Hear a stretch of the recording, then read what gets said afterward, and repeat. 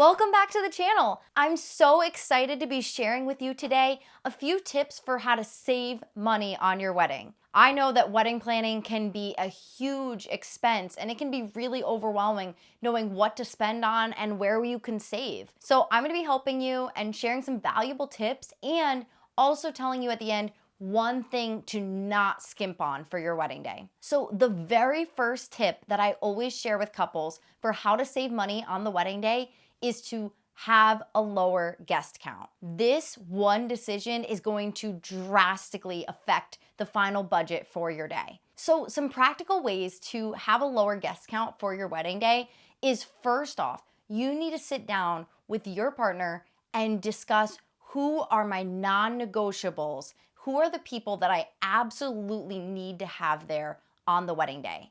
After that, you can just make that your list. Instead of all the pressure invites, all the friends of friends, or extra plus ones that you feel like you need to give but don't really want to spend money on, just stick to who are the people that I absolutely want to see on my wedding day. Everyone else doesn't get added to the list. My next tip for saving money on your wedding day is a few things that you can skip out on.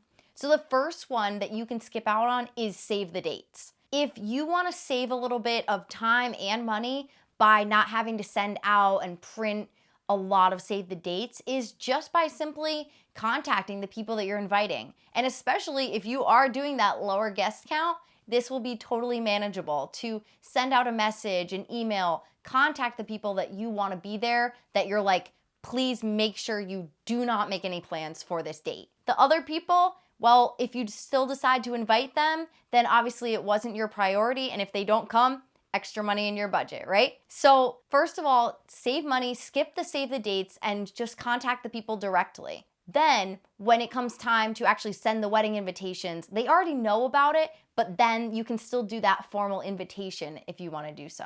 The next thing that you can skip out on is wedding favors. A lot of people feel pressure to give some kind of wedding favor, and then half of them get left at your venue. Like, unless it's something edible or like something people will actually use, most of your wedding favors are just going to get thrown out, left there, sitting in the back of people's cars for months. Like, you don't need to spend money on this, and your guests are probably not even going to be looking for it anyway. So I highly recommend skipping out on that. The last thing that you can skip out on is sending formal thank you notes. Maybe you want to print a few photos and thank a few specific guests, maybe some relatives or people that really put a lot of work into your wedding day. Maybe writing a nice review for a vendor who really helped you out on the wedding day.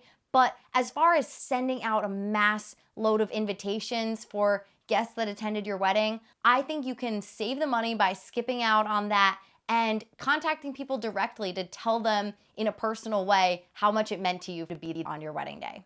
Okay, this next tip is so valuable, and especially if you're wanting to save money on vendors that charge an hourly rate, this is going to make a really big difference. Your timeline is going to directly impact how much you have to spend on a lot of different vendors. For example, my husband and I are wedding photographer and videographer team.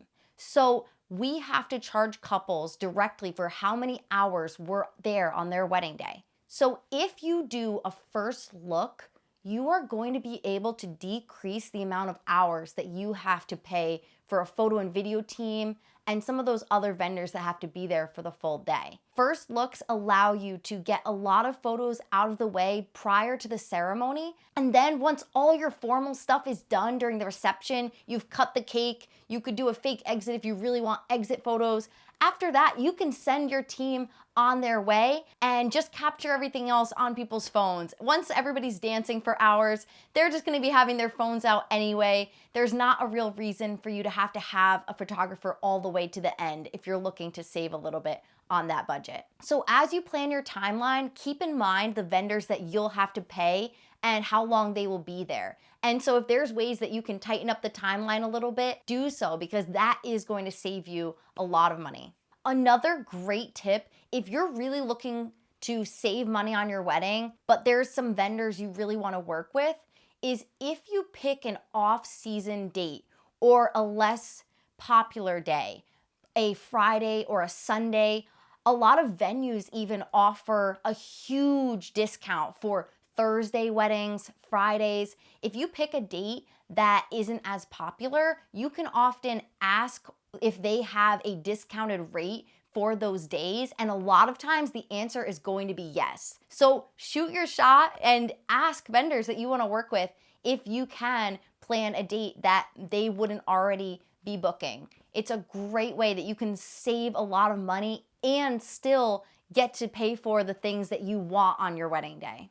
Another great tip for saving money on your wedding is by getting a travel credit card. I've talked about this in a previous video. If you apply for a travel credit card right when you're starting your wedding planning and you put your expenses on that card, then as you plan your honeymoon, you're gonna have tons of points towards airfare, hotels, anything else that you want. It's gonna really help save on those costs. So make sure you put everything on one credit card that's gonna give you the best savings for your planning.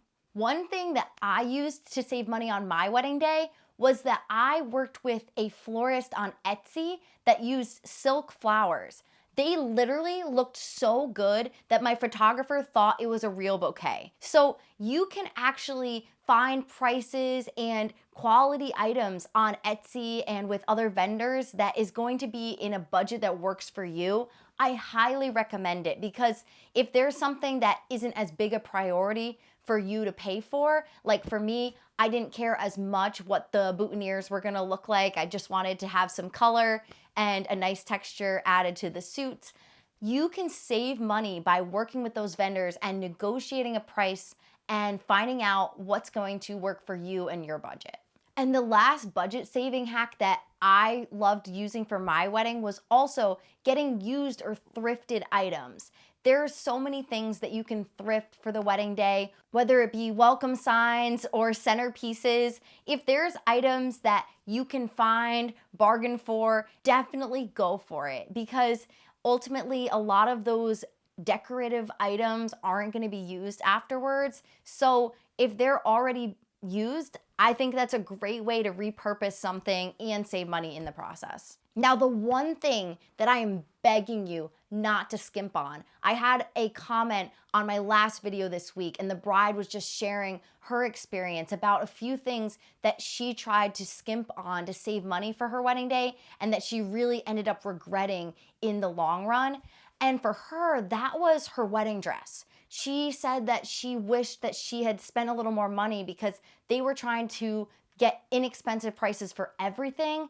And looking back, that wedding dress was the one thing she wished she spent more money on. But for you, the thing I don't want you to skimp on is the most important thing to you. For you, it might be your wedding photos, or maybe it's having a DJ that's gonna make your wedding feel like the best party ever.